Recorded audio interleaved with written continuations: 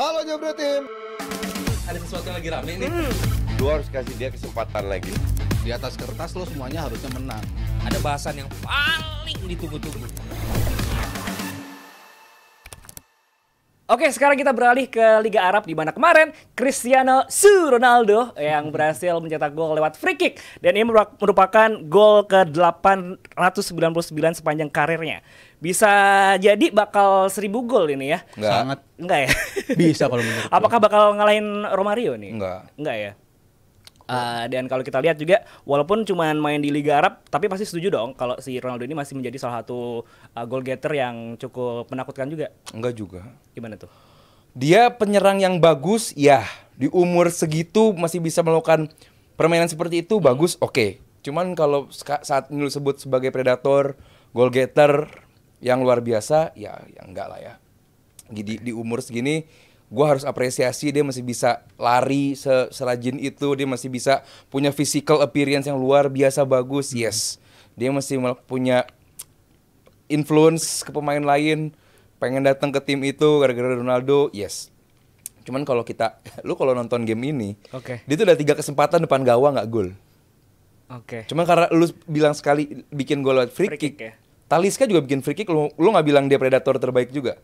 Enggak kan, berarti bahwa ya dia, karena kalau free kick itu kan teknik dasar, itu nggak kena sama usia gitu. Even Toni Kroos, Modric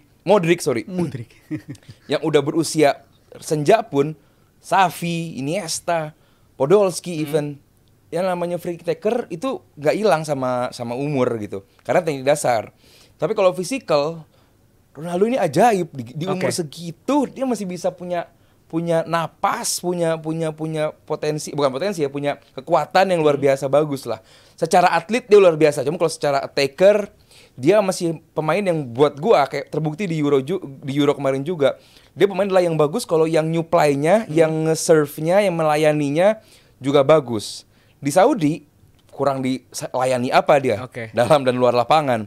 Itu pun nggak bisa menunjukkan dia performa yang konsisten, dia goal getter tiap game, setiap peluang dia jadi gol gitu. Cuman balik lagi ini Liga Saudi gitu. Kita tahu lah ini liga yang secara kualitas di bawah Ronaldo jauh gitu. Even pemain level B, level C juga ini bukan levelnya pemain top Eropa gitu. Cuman ada beberapa kali dia di depan gawang nggak bisa finish the chance gitu. Jadi buat gue kalau lu sebut dia sekarang masih menjadi pemain yang ini enggak lah. Cuman di umur segitu gue harus apresiasi, gue harus menjelaskan kepada orang-orang bahwa dia pemain yang luar biasa secara umurnya. Oke. Tapi kalau menurut lu gimana? Karena kan bisa dibilang Liga Arab Saudi sekarang kan jauh dong kalau dibandingkan sama dulu. Sekarang kan ada banyak pemain-pemain bintang juga. Tapi kalau gue potong, semalam lawannya Al Faiha cuy, nggak ada pemain bintangnya.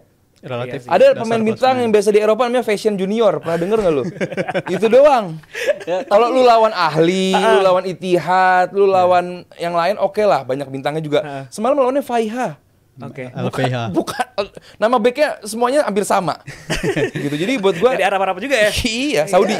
Ya betul kata lu sih. Liga Arab tentunya udah berubah ya dibandingkan 2-3 tahun lalu. Sekarang udah banyak pemain yang bisa ngangkat level liga tersebut. Ya bener liganya udah naik kelas, tapi kalau dari segi pemerataan belum terlalu merata sebenarnya. Tapi kalau gua lihat pertandingan kemarin lawan Al Faiha, gue sih lebih salut ke karakternya Ronaldo ya, dalam artian mentalitas dia.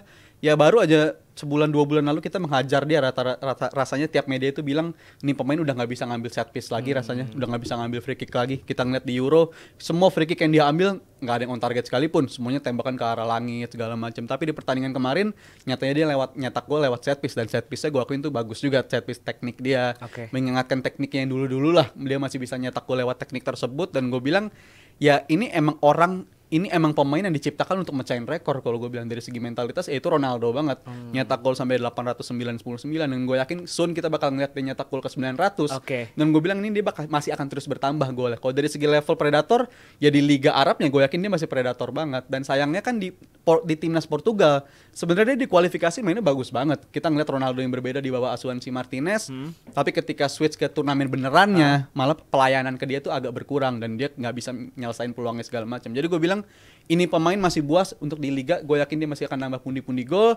Tapi ya itu, kayaknya kita udah ngeliat ending karir Ronaldo tuh sebenarnya udah paling deket yang rasanya tuh sekarang gitu. Kalau dulu kan kita bilang ini pemain kapan pensiun sih, tapi rasanya masih lama. Tapi gue rasa kalau untuk sekarang dengan YouTube-nya dia juga udah berkembang segala macam, kayaknya ending karir Ronaldo ya let's say 2-3 tahun sih kayaknya udah ketemu endingnya. Enggak, tadi Dava nanya 1.000 gol nggak? Lu bilang iya. Nyampe gue Nyampe bilang. 1.000. Nyampe. Tadi gue bilang nyampe. Pasti bakal nambah sih. Iya, Selain 100. wait, Iya, kalau nambah bakal.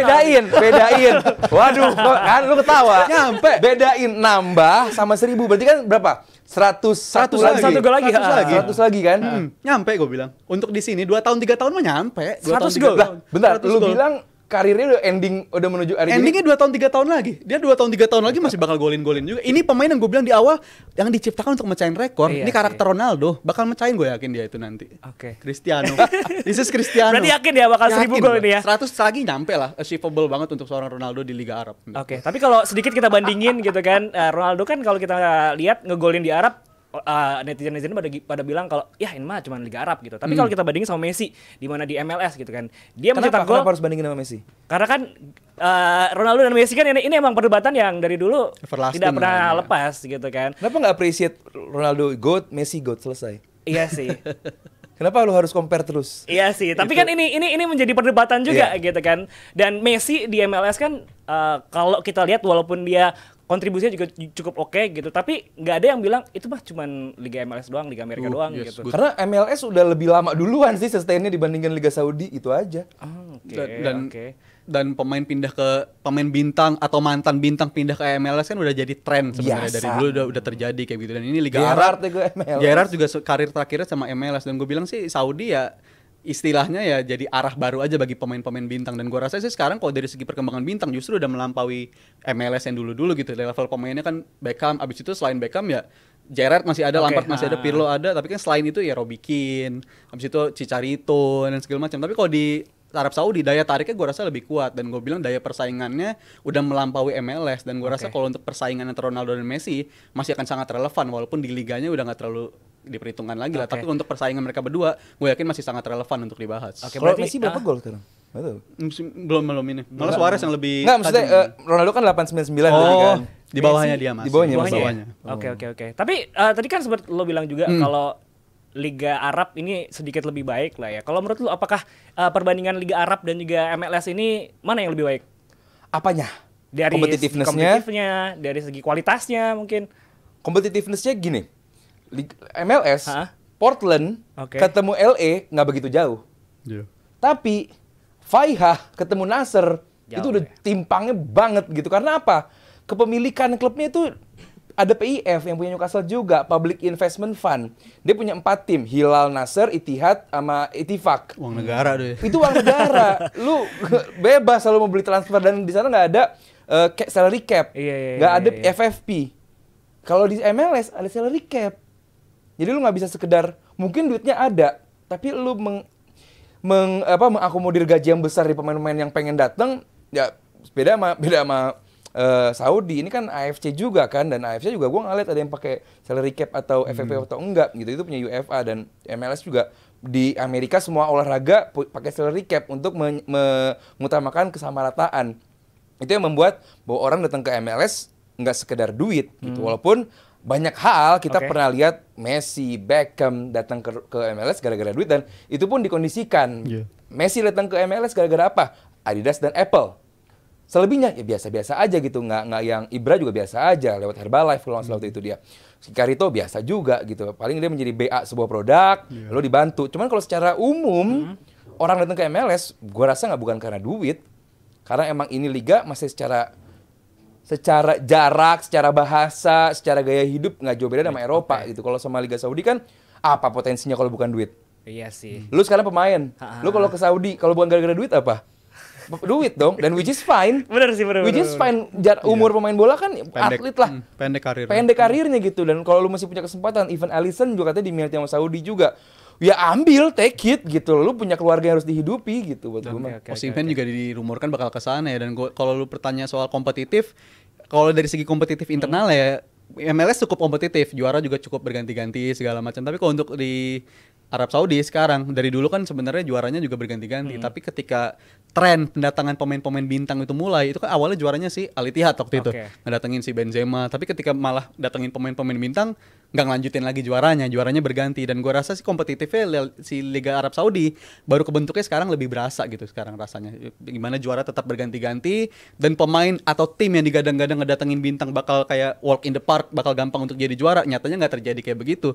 Dan gue harap sih ini bakal jadi lebih merata lagi, bukan hanya ke tim yang dibiayain sama negara aja, tapi nyatanya tim-tim lain juga punya daya tarik juga ngedatengin pemain-pemain dari Eropa, let's say dari Eropa pindah ke Arab Saudi.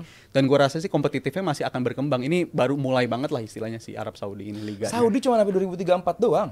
Iya sih. Proyeknya kan ngincer abis sana, itu, ngincer ke udah Saudi sana. nggak akan terlalu gimana-gimana ke sepak bola karena memang mereka mempersiapkan buat menjadi tuan rumah kan. Abis itu dapat tuan rumah selesai. 10 tahun yang Udah ada. emang proyeknya begitu. Beda sama MLS ke olahraga, walaupun gua nggak suka gaya olahraganya Amerika gitu, dia bentuknya lebih ke franchise. Yes. Cuman ya dibandingin sama Saudi, gue masih lebih suka MLS walaupun gue orang Arab.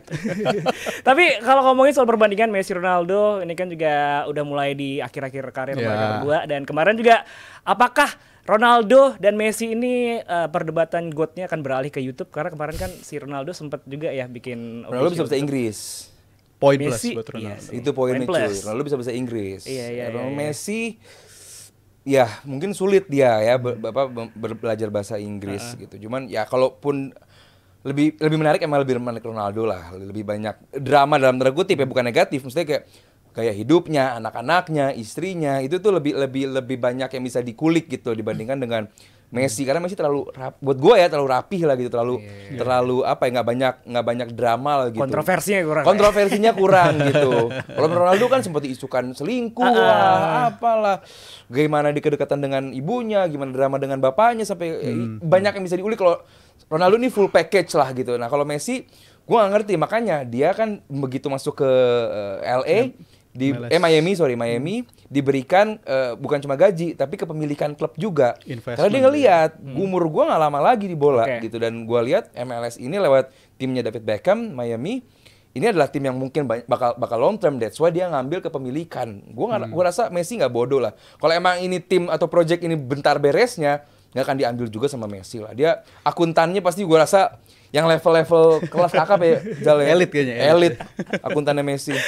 Tapi menurut lu Ronaldo ke YouTube ini di approach sama YouTube atau emang dia secara pribadi pengen gitu? Kayak YouTube-nya sih ya, lu bikin YouTube aja deh, ini bakal menguntungkan buat kita berdua. Gede banget kan. Sehari 30 berapa juta kemarin? Kita ngomongin Jumat lalu kan 30, pas ketemu hari Senin kemarin udah 50 katanya. Udah 50 juta, perkembangannya begitu pesat. Dan gua rasa ya poin plus Ronaldo dibandingkan Messi untuk di dunia media sosial gini.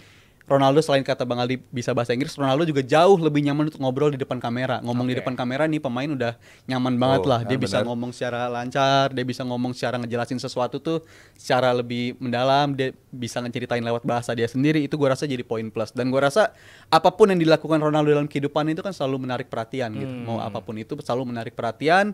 Dan gue bilang sini juga YouTube-nya bakal exciting banget ya, karena ini baru start tapi startnya udah kayak begini. Video 2 menit ya. Dan gue rasa ini bakal berkembang. Dan videonya kalau diperhatiin nggak ada yang durasinya panjang, lebih kan? dari 5 menit, nggak ada yang segitu, tapi iya loh, bener-bener 2 menit semenit. Singkat-singkat Ini gue bilang semua. tadi, ini ada videonya Georgina rates my outfit. Iya. Istrinya kan. Oke. Terus discovery about us, Mrs. and Mr. Ronaldo. Berarti nggak bakal bahas banyak soal bola, ini gaya hidup aja. Ringan, pembahasan yang ringan. Enteng banget. Ada yang 24 detik 7,2. Gila. Ini cheat code, Iya, nge-cheat iya, ini. Dan iya, juga ada iya, pembahasan iya, yang iya. menarik sebenarnya, kayak apa lagu favorit dari Ronaldo. Ini kan sesuatu yang Pengen mau tahu. kita tahu gitu, apa aja sih yang dilakuin sama Lu sebagai fans Liverpool juga pengen tahu? pengen tahu gue juga. Ronaldo gue pengen tahu banget karena menarik banget kehidupan dia itu. iya. Bahkan kemarin juga menurut Marka nih ya, pendapatan CR7 ini ditaksir sampai 1,5 triliun rupiah dalam hitungan hari doang lewat YouTube. Gokil sih secara Dan kita nggak kaget. Iya sih. Iya. Itu Ronaldo. Mesin ini. Mesin berjalan. Pajaknya gimana itu orangnya? Wah iya juga ya. Biar pajak Harus jadi ya. solusi. Itu bakal seru. Cuman ya ini Ronaldo, gue bilang berkali-kali, gue bilang ini full package, apapun bisa diulik soal Ronaldo. Kita ngomong jelek soal Ronaldo jadi numbers, kita ngomong positif soal Ronaldo jadi numbers gitu. Jadi ya buat gue, ya ini orang kaya yang bakal makin kaya sih. Tuh, dia ngelulik apa? Sepak bola apa? Olahraga Amerika tuh, NFL sama NBA. Gue udah subscribe sih, dan gue kayaknya udah klaim diri gue domba Ronaldo. Waduh, bikin membership kali abis ini. Dombanya gue subscriber-nya gue. Subscriber-nya. Subscriber. Istilahnya gitu ya? Oh, gitu. Subscriber buat Ronaldo.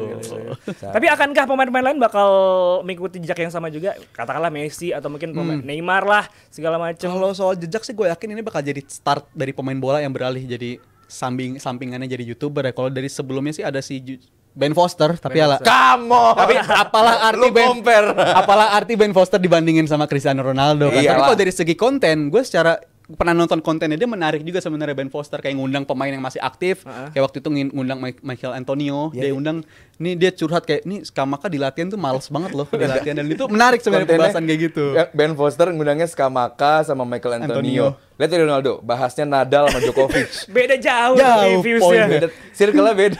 Iya. Ya mungkin orang atlet-atlet lain bakal bikin juga gitu. Cuman secara bauran numbersnya ya Beda, nggak akan nyentil sedikit pun dari Ronaldo lah. Terlalu besar Ronaldo untuk urusan seperti ini. And this is just a start menurut gue Ronaldo di YouTube dan ini gue bakal tertarik banget ngeliat apa aja sih konten yang bakal dia up gitu. Bahkan mungkin lebih tertarik dari mengikutin konten dianya dibandingkan performa dia di liga walaupun gue yakin masih tadi gue bilang di awal masih perform juga di liga yang Jangan lo nggak tahu? pertama gua. Ada update. Soal apa? Abrar mau di hire sama Ronaldo. Waduh. Jadi tim Ronaldo Iya, gokil. layak. Yang selama ini lu ngomong Abrar bego, lu lihat. Layak. Nanti Abrar bakal ada di tim Ronaldo. layak. Ada, tapi balik lagi ngomongin Ronaldo dan juga Al Nassr gitu kan. Ada kabar juga di mana Ronaldo ini sempat ngasih saran ke manajemen dari Al Nassr kalau kejar Zidane buat jadi pelatih Al Nassr. Ini seberapa mungkin bakal terjadi Zidane ke Al Nassr? Buat apa dia ke Nasr? Buat jadi pelatih? Ya, maksudnya mau ngapain gitu? Apa yang mau diincar gitu? Ada beberapa orang yang kalau juara di sebuah negara ya bukan prestasi lah buat dia gitu. Dan buat gue Zidane pun demikian gitu. Dan buat gue lagi Zidane fokusnya cuma satu, timnas Prancis. Dan gue rasa bakal sulit banget ya karena sebelum dia ada rumor lagi ke Al Nassr kayak gini kan setelah dia dari Madrid itu kan nganggurnya gapnya cukup jauh ya dari 2021 ke 2024 dan perkembangan tim ngecat pelatih itu banyak banget dan selalu Zidane itu dikait-kaitkan tapi nggak ada yang sanggup ngedatengin dia gitu, nggak ada yang sanggup ngerayu dia, pikiran dia masih nggak berubah dan gue rasa ya mimpi dong lah Al Nassr untuk ngedatengin Zidane nggak bakal terjadi. Zidane aja nggak mau keluar dari Europe sampai sekarang kan, jadi gue rasa sih dia masih nunggu job dari timnas, kalau nggak ya mantan klub-klubnya dia itu. Madrid udah pernah, mungkin Juve, tapi Juve ya gak, trennya mungkin bakal positif ya bersama Thiago Motta. Jadi gue bilang Al Nassr kayaknya nggak mungkin sih dapet Zidane ini. Oke, itu dia. Apakah ini bakal terjadi Jebret Team? Menurut kamu gimana? Tulis di kolom komentar. Dan yang pasti, buat Jebret Team juga jangan lupa datang di hari Kamis besok karena bakal ada komunitas pandit Indonesia.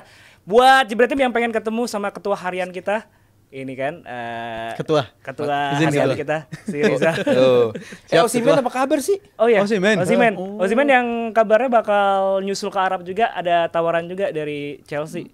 Dan Arab 60 juta ya dan gue bilang kalau itu sampai terjadi ini blunder dari agennya sih karena ngebunuh karir Osimhen. Kalau gue bilang kalau sampai dia pindahnya ke Al Ahly ya rumornya Al Ahly 65 juta untuk usia segini pindahnya langsung ke Arab dia bakal nyanyiin karir dia kalau gue bilang. Tapi ya nggak bisa disalahkan juga ini pemain yang mungkin memikirkan masa depannya, memikirkan karir sepak bola itu adalah karir yang pendek.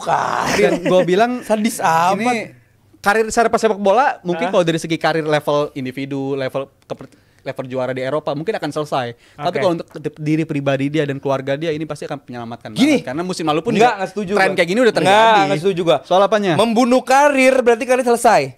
Karir secara taji individu. Oke, individunya selesai. Berarti nggak akan dipanggil timnas lagi.